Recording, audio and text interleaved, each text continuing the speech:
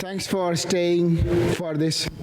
Bon après-midi. Merci beaucoup d'être des nôtres. Je sais que c'est la toute dernière séance de ce colloque, mais néanmoins, nous aurons de bonnes séances. Je m'appelle Richard Patel. Je suis l'un des bénévoles au comité de la programmation du CSPC. Je suis à l'université de Lethbridge. Je suis doyen associé aux sciences de la vie, et puis bon, j'ai un doctorat en biophysique. Avant de céder la parole à notre animateur, le Dr. Rayner, quelques annonces administratives. S'il vous plaît, veuillez remplir les formulaires d'évaluation.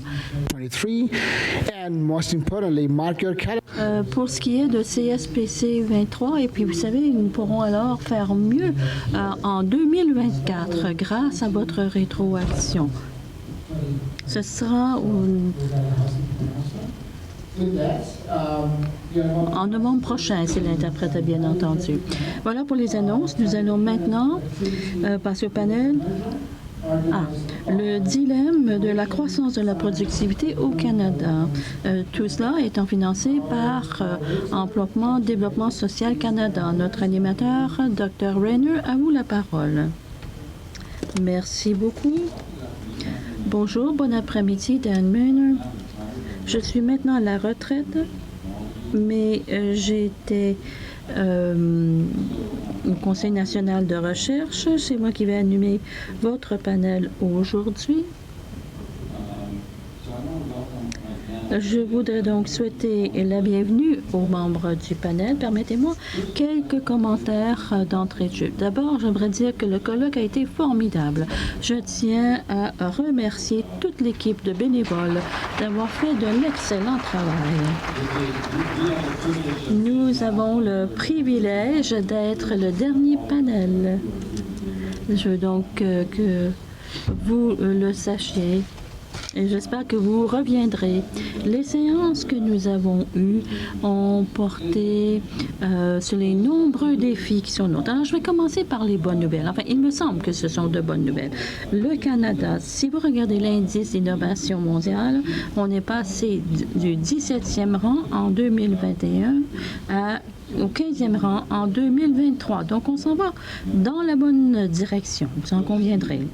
Pour cette réunion-ci, entre autres sujets, nous avons examiné de près la recherche de base. Bon nombre des panels ont pensé sur les avancées techniques et scientifiques. Il n'y a personne qui va contester l'importance de ces avancées pour nos universités, nos collèges, nos laboratoires, etc. Cela étant, j'aimerais que ce panel nous entretienne de l'innovation, d'une certaine vue d'ensemble. C'est-à-dire, tout cela commence par une occasion à saisir, par opposition à une idée ou une découverte par hasard. Et ensuite, on peut à ce moment combler les lacunes dans les technologies, dans les connaissances, mais c'est pas sur la planche, mais toujours est-il qu'il y a des lacunes dans notre capacité à saisir cette occasion. C'est un peu ainsi que l'on voit le monde. Je ne sais pas si Duncan Stewart est encore des nôtres. C'est un homme très occupé. J'ai recruté Duncan pour qu'il revienne au Canada au Conseil national de recherche. Il était à l'époque à l'emploi de Hewlett-Packard et puis on a eu une conversation intéressante sur le sujet qui nous intéresse aujourd'hui. Pour résumer, il faut d'abord identifier un marché que l'on veut dominer. Puis, on essaie de comprendre ce qu'il en est des brevets et dans quelle mesure on a la marge de manœuvre voulue pour faire comme on l'entend. Et après ça, on conçoit les programmes de recherche, ce qui veut dire que les avocats sont dans la salle avant même que les scientifiques, que les ingénieurs arrivent sur place. C'est comme ça que les grandes entreprises fonctionnent habituellement. Mais enfin, là, fin de la parenthèse, il y a des entreprises comme ça au Canada et certaines d'entre elles sont représentées ici cette semaine. Vous connaissez les défis de longue date du Canada pour ce qui est de traduire la recherche en groupe de mise au point, de mise en œuvre, ce qui fait continuellement pression sur la compétitivité du Canada en matière de biens et services. À quelques exceptions près, la concurrence, la compétitivité des entreprises dépend d'un accroissement de la productivité sans pour autant accroître sa part de marché. Alors le but, c'est de travailler sur les deux plans. Toutefois, nos concurrents étrangers qui deviennent plus efficaces dans les pratiques commerciales et nous rattrapent, ce qui veut dire que notre prospérité, notre standard de vie est en péril. Il y a de nombreux rapports d'experts. Il y en a tout récemment. Je ne sais pas si vous avez lu le Globe and Mail, mais on arrive aux mêmes conclusions. Nous explorons plusieurs filons en recherche, mais nous ne sommes pas vraiment un chef de file dans le secteur de la recherche avancée pour ces différents secteurs d'activité.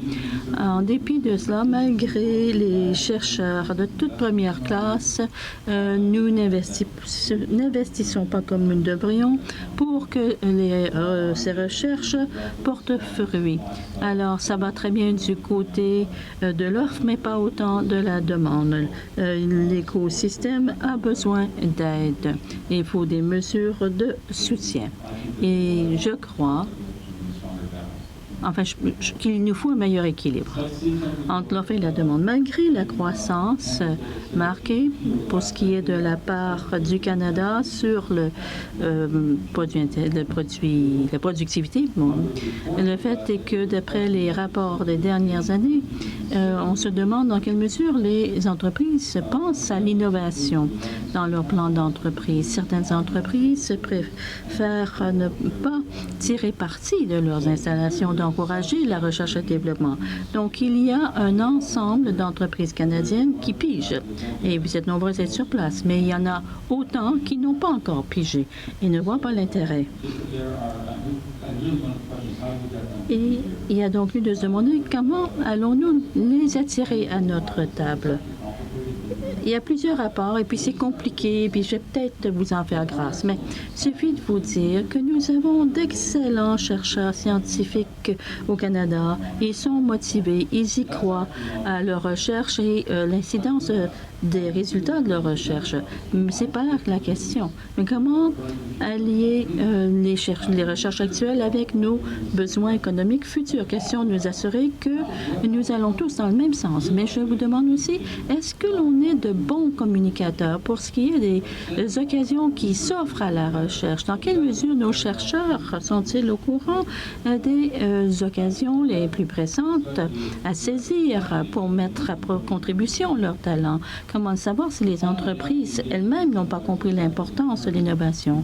Ensuite, quoi faire pour ces entreprises qui n'ont pas de stratégie d'innovation et qui devraient en avoir une pour tout dire? Donc, comment renforcer le marché en matière d'innovation et de recherche qui, en fait, sont la locomotive de la productivité au Canada. Voilà donc ce dont nous aimerions vous entretenir aujourd'hui. Je vais vous présenter nos panélistes. David Waters,